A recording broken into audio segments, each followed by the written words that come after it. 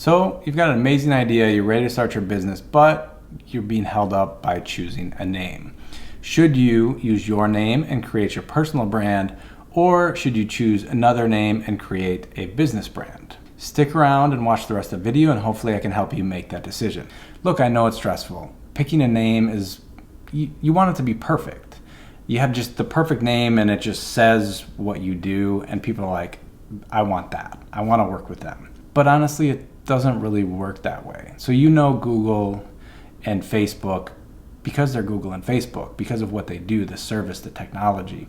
But when they started that, do you think those words meant anything? No, they didn't. And so really it's more important to create the service, product, whatever it is that you're doing, and people figure out your name. That's the first point that I want to make. The next point is you can change it. I mean, you're not stuck with anything. You can do both. It's important to have something to buy the domain, build the website, create the social media accounts, create great content, create a great product or service, and people are going to find out about you. You know, and this can vary a little bit based on industry. So you see tech companies, you don't see a lot of people's names there. So you have Slack, Airbnb, Uber, Lyft, Pinterest, whatever it is. You don't see a lot of individual names, but look at the auto industry. You have Ford Motor Company named after Henry Ford. And in our space and marketing, online businesses, you know, service type work, freelancing, obviously personal brands are all over the place. If you're in the process of building your personal brand, I'd encourage you to sign up for a free 7-day personal branding course. I'll link to that up above right here, as well as down below in the description. So one story I want to tell you around choosing a name is our business. So one thing that's very important is it's tough to build a personal brand if you're more than one person. So if there's 5 people on your team and you're, you know, all owners of the business, no one's going to say, hey, why don't we create jeffthalen.com? You know, my partner Laura is not going to be on board with that. And so you kind of have to find something that incorporates all of you. So as we were thinking about a name for our company, there were more than one of us.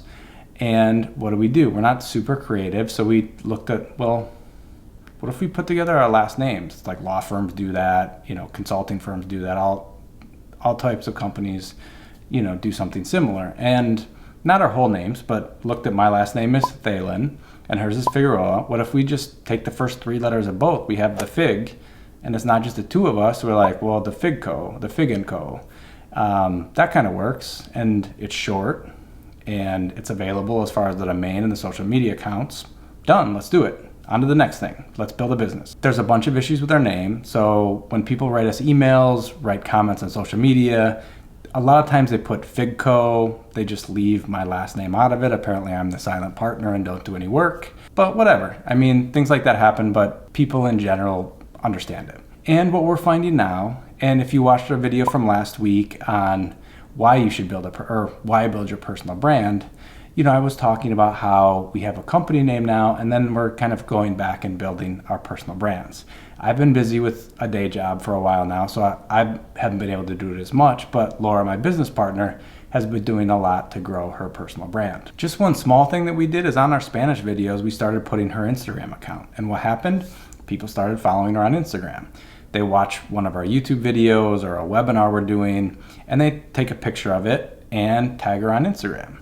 And also, if they want to talk to someone from the company, you know, they'll write to her on Instagram before they would write to our company, because people relate to people better. And so you'll see that with some of the other examples we'll talk about, where I think you'll see where people are changing from having a business brand to their personal brand, is because that's what people remember. They remember Laura, in Spanish at least, and want to talk to her, want to hire her. One recent example from my life recently is, so obviously I've been working from home lately, so I'm not going to the gym, I'm not going to my local yoga studio, so I decided I want to do yoga at home. And for me, I'm a guy, I'm not the most flexible person in the world, so what videos do I look for on YouTube? I look for yoga for men. So why don't we check out what shows up when I look for yoga for men on YouTube. Okay, so looking for yoga for men, what do you see? So you see Breathe and Flow, Janvig Fitness, Haas Fitness, Breathe and Flow, Tom Merrick, Yogi Approved, Manflow Yoga, Breathe and Flow. You know, you see Laura Plum, it's Yoga with Cassandra.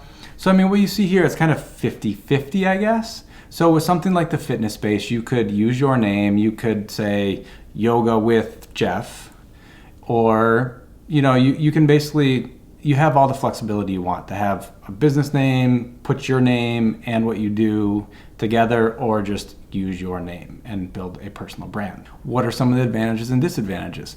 So one of the ones that I've been watching is Manflow Yoga. So it says man and yoga in the same phrase. So it's like, all right, click on that, let's watch it. But what could happen for the owner of that business? What if he wants to talk about running or meditation or nutrition? It doesn't really fit within the name that he chose for his business. So it could hinder him later on.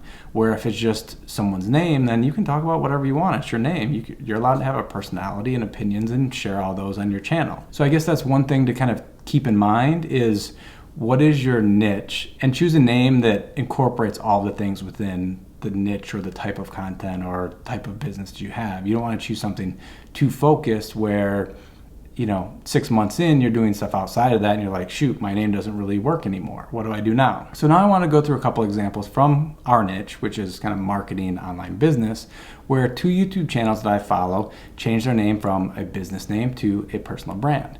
So one is The Content Bug, which is now Catherine Manning, and then the other one is Solopreneur Sidekick, which is now Louise Henry. So what I can imagine happened with both of those YouTube channels is the names kind of hindered what they were talking about, and they want to talk about different things. And so if they use their name as opposed to the business names that they had, it gives them more flexibility as far as what can they talk about on their channels.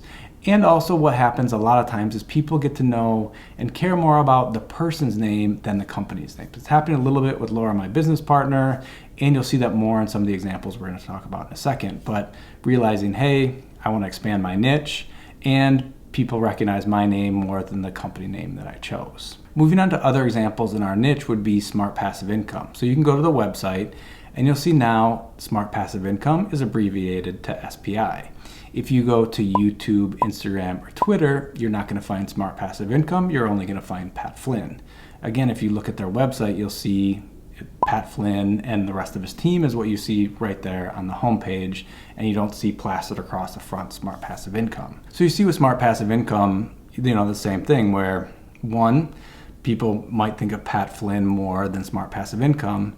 And then on top of that, he doesn't just talk about passive income. He talks about podcasting and building an online business, entrepreneurship, a lot of different things that aren't passive income. So the name is kind of holding his business back in a way. The same thing with Backlinko. So Backlinko, the name comes from backlinks, which is very SEO focused.